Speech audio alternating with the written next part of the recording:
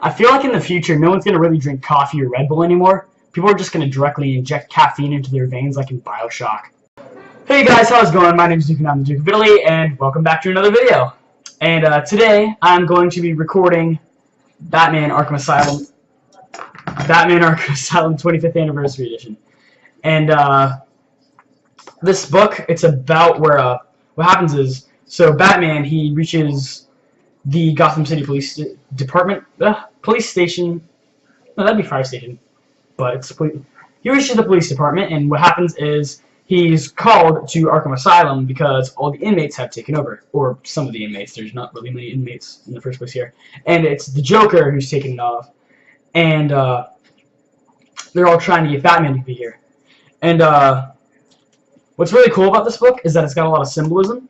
And that's how it's similar to Aliens and Human Condition, which I have back there somewhere. You probably can't see it, but it's back there, and that's what I can probably compare it to with symbolism and other things like that. And if you see this book, you might not trust it because it says from IGN here, one of the finest superhero books to ever grace a bookshelf. 10 out of 10, it's okay. And IGN isn't really a trusted company. I wouldn't ever really use them for rating things because they've been rumored to pay off things, so I can't really trust them just yet. But they were pretty much telling the truth here. So a cool thing they have is at the very end of all the comic things, they have a script of one of the original versions. It has some notes on the side, which is pretty cool, and you could actually see all the symbolism parts. A lot of Christ symbolism, which is I guess meant to amplify the conditions that the people in the asylum are in. So you can see here, it's all, you probably can't see it from there, but it's like all typewriter font, you know, that font. And it's very interesting. I like how it was put out, and it really gives me another perspective. I'm halfway through it right now, the script, not the comic. I've already read the comic part, but it's pretty cool from what I've seen. And it has a couple problems. A big problem of it is it's a little short. I definitely like it to be longer because there is a bunch of good characters that they only give a couple panels to. They give Tweedledee and Tweedledum a single panel, Black Mask a single panel, and they mention Clayface like 3 times, but he never really shows up, unfortunately, unless if there's one time where I missed him.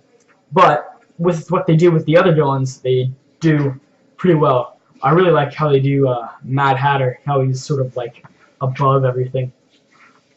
And speaking of characters, awesome set of characters. You've got your typical Batman, Joker, Two-Face.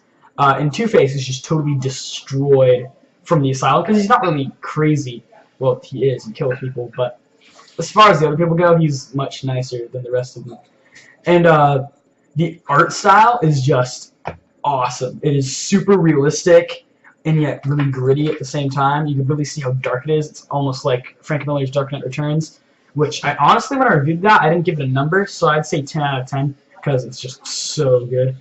And another problem that it has is well, first of all, not enough use of these characters. They definitely could be better in their use, of course, but the Christ symbolism, they kind of overdo it. Not necessarily Christ symbolism, but symbolism to some sort of God from some religion. They mention him a lot. Like this one quote from this insane person from when they're at a table. He says, Christ on the seed or Odin on the world ash.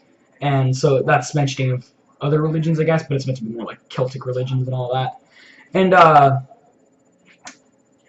definitely could be longer. It's pretty much the main fault here. And a recommendation here is, since it's not that long, read it in one sitting. It's meant to be read in one sitting. It's just such a vivid story, and it's just such good symbolism and art and psychological effects that you have to read it in one sitting. And give yourself some good light, because some of it like reflects off the page wrong. That's happened to me a couple times. And yeah, speaking of psychological effect here, it's first of all, the art style is just so gritty and dark and mysterious that gives you like another feeling. even when like at the more happier parts and you're at the end, you still feel mysterious and still feel like something bad is going to happen. And it's very, very dark for most of the parts. Like there are this color out of nowhere. Like with Mad Hatter and a couple other parts, there are lots of color when it wants to have color. And a cool thing it does is that they've all got unique dialogue bubbles. Most normal characters just have white. The Joker, he doesn't have enough bubbles. He just has red words. Batman's got black. Mad Hatter, because I've been mentioning him so far, he's got white again, but his font is a lot different. It's very, very weird. And actually, I looked in the back a little while back. Let's see here. So this picture, there it is, right there. This one, this super creepy Joker without eyelids thing, that is an actual photo. That was a clay mask used as a base for the photo paint collage images of the Joker. So they took a picture of him and they drew over it to give it like a really fleshed out look, which is just super cool to me.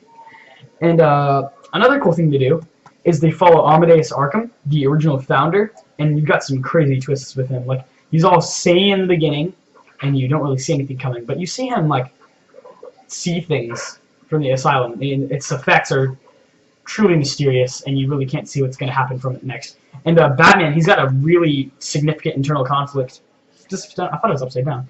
He's got a significant internal conflict about thinking about his parents. Of course, they do this with Dark Knight Returns and a bunch of other things, but it's very prominent in this because Batman, Joker sort of psychs him out with some typical therapy things like Rorschach cards and a word test, and it's not as respected as The Dark Knight Returns, which I find is a real shame, because even though it doesn't have a fight against, spoiler alert here, go read it first, it doesn't have a fight against Superman, or it doesn't have any crazy twists where characters die, and weird 90s talk.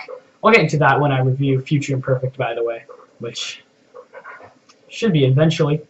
I might do that after the next time. But some 90s talk is in that, where you could see how people think the future would have been, even though I think it was written in the 80s. But you could see how what people thought it was, the future was going to be like, so they put them all like that. But this is really something different. You cannot tell it's from the 90s.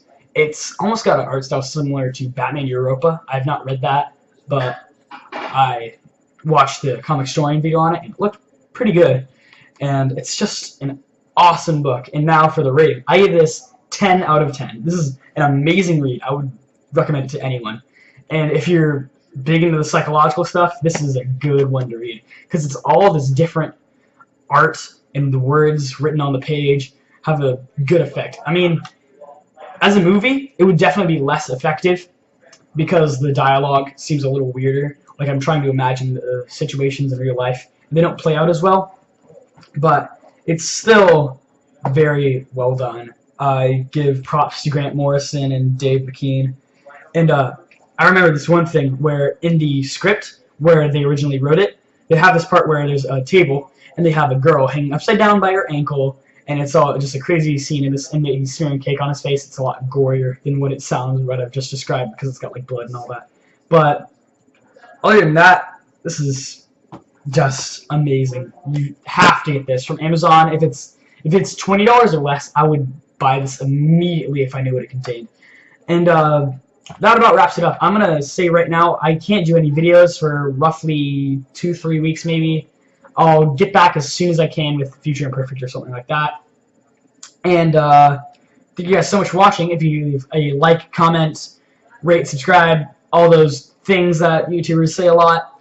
And I guess I'll see you guys next time. Arrivederci, and bye.